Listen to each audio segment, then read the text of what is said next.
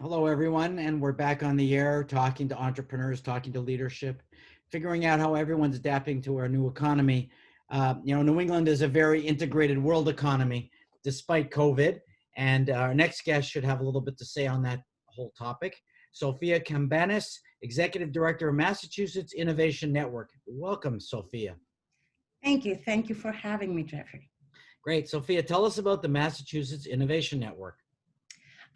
It is a very new nonprofit organization, 501c6, that was formed in the beginning of the year to take on a pretty historical legacy, the New England Innovation Awards, which is the oldest and longest running innovation competition in the area.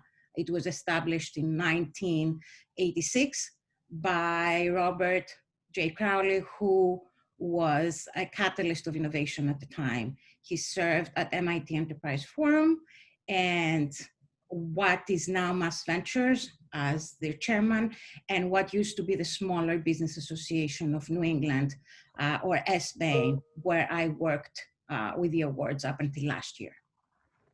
Oh, so there's a little bit of history there. So there's a lot of history there. So why the spin-off? Why is it important now? It's not exactly a spin-off. While we were in the midst of the innovation season last year, which is always around this time of the year, we realized that the association is not going to be in business much longer. So it was a very quick decision on whether we wanted to have a continuation of that legacy of a program. So I talked to Bob Crowley's daughter, who has been a judge for the Innovation Awards the past 36 years. And we all came together, everybody who was involved in running the program. And that's how Mass Innovation Network was formed, basically to preserve the legacy and as a second step to grow it. So, you told us you have a lot of international connections. Do you want to go into some of the network that you've built already? Well, what happened is I started off in Europe, and my first job was in market research. My MBA is in statistics, and I always worked with numbers. So when I landed this first job with Unilever is a multinational organization. I started working in projects internationally for about 7-8 years, and then I went to one of our clients who was trying to integrate production manufacturing in what used to be the Eastern Bloc countries. So expanding there, they needed a marketing team to integrate the way of thinking and the bigger mission and have people really believe in it and come together as a team. So I think most of my insights on working with international teams came after I was thinking how to bring everybody along in a common mission when the language was a barrier, the practices were a barrier, the cultural differences were pretty big. And through the years, what happens is every obstacle becomes an opportunity and the network grows. And with the network, really, the experience in dealing in that kind of business. So the idea for the international showcase that I mentioned to you before came from a couple of companies that were interested in having more exposure to the ecosystem here. And that was primarily because they've seen what the New England Innovation Showcase does. And the New England Innovation Showcase, which is actually next week on the 21st, brings together each year's finalists, this year 24 of them, competing in 8 innovation categories. And the beauty of this event is that it spans market segments, it spans categories, and it brings a lot of different people together that need to work together to deliver a final event that's worthy of the name of the New England Innovation Awards.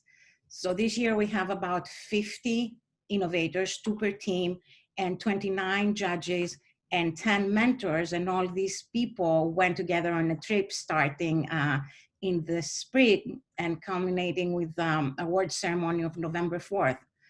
So it's a long program, takes most of the year, and it really leverages my experience of bringing people together and working with them. You know, I don't know if you have it in front of you, and I don't want to test your memory too much, but you say there's 24 nominees, but there's 8 categories. Can you go through the 8 categories with us? Yes, of course.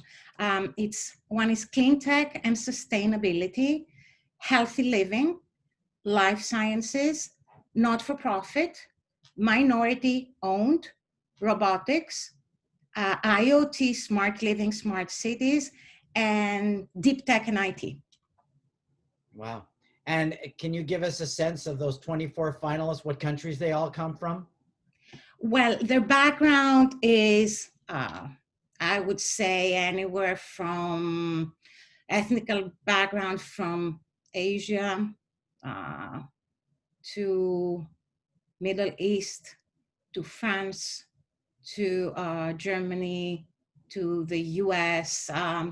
I would say from all over the place. Canada, I forgot to say, but now they all have organizations here. And some of them are startups. The great thing with startups is you can talk to them 1 year and they have 2 people.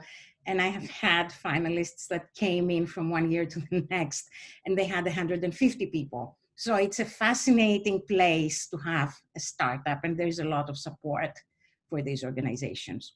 So let's talk a little bit about the kind of support you have. And I'm sure the eco structure is quite interesting. You know, Massachusetts being a strong environment for also startups. I'm wondering if you feel that what you've built is a better mousetrap for that. So I think there is a lot of need out there, and I really don't think we are competing with anybody.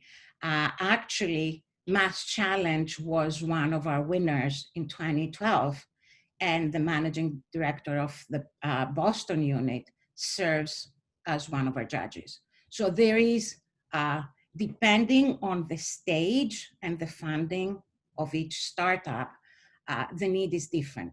We primarily focus on early stage up to Series B, although our mantra is, if an innovation is interesting enough, we should never just dismiss it because a company is larger.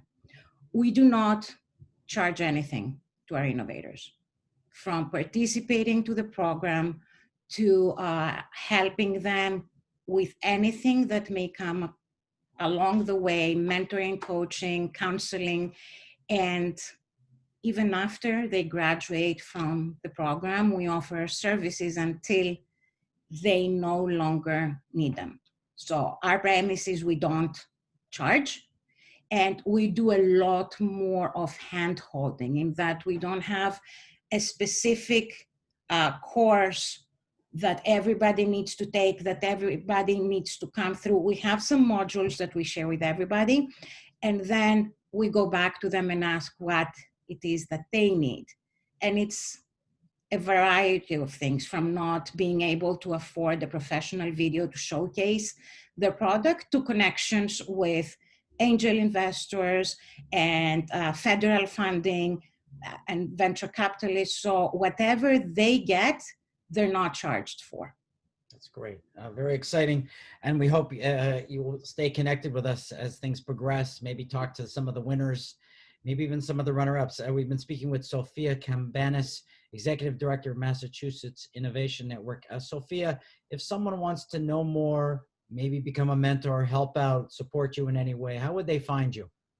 So they can find me on LinkedIn. The easiest way, where all our emails are shared, is our website, newenglandinnovation.org. Thank you for being on the show today. We look forward to hearing more from you this year. Thank you for having me, Jeffrey. Great. Thanks for the opportunity. Thank you. Remind everybody, this is Radio Entrepreneurs. We'll be returning with a new story right after this.